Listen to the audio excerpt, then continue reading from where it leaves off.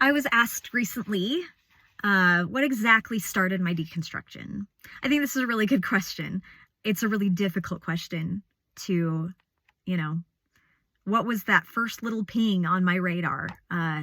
It's really, really difficult to pinpoint that and to say what it was because there's so many things all at once. It wasn't like a starting point like a Candyland game where, you start here and you go through this step by step. This is what happens. And then you get there. Like it wasn't like that. It wasn't a step-by-step progression. It was, a lot of things added up over time and became a huge burden. And thus the analogy of the shelf breaker that a lot of Mormons and ex-Mormons have.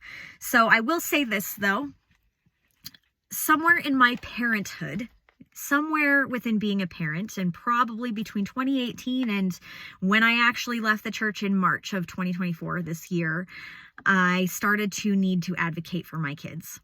I needed to start helping them learn to set boundaries for themselves. There were times when I couldn't be the person to set those boundaries, and I had to teach them to set those boundaries. I started to need to tell doctors that no, we really need answers for these problems they were encountering. It isn't just normal. It isn't just to, sweep it under the rug. I need to get answers. I had to start telling teachers that they couldn't discriminate against my child because of their diagnoses.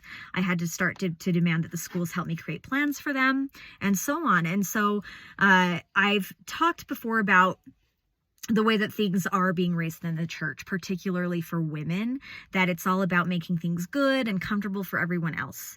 You sit quiet, you suffer in silence, you don't become a burden, you don't bother other people, you don't complain, you don't ask for help, you don't make things difficult, you don't take up space, you always be aware of what other people need, stay out of the way, etc. And as I saw my children and their needs and their worthiness to take up space and their being deserving of the special lengths taken to make sure that they had those needs met and their value in society as people, I started to see mine too. And I started to call out the discrepancies in my head regarding my personal environments. I wasn't in school anymore, but I was at work and I was at church and I was in society.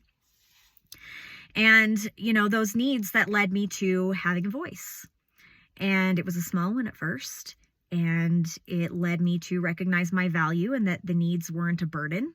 My needs were not a burden. And if they were a burden to the people around me, then they were the ones who needed to go somewhere else and who didn't deserve to be around me.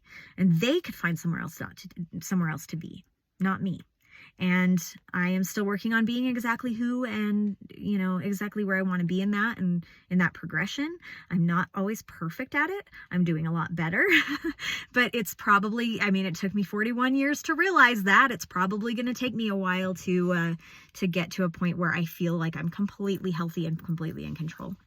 But I'll get there. So yeah, being an advocate for someone other than myself also allowed me to see myself in that light as a person who deserves that space and that time and that work and who is valuable. So my kids, again, were a big reason for me to leave the church. I love them so much, and that is important to me. I would love to hear what you think about that kind of topic. Was that something that you experienced as well? You can leave a comment. You can also email me, Brae, B-R-A-E, at Brae, B-R-A-E, .wordsofexmormon@gmail.com. Thank you so much, and remember to think terrestrial.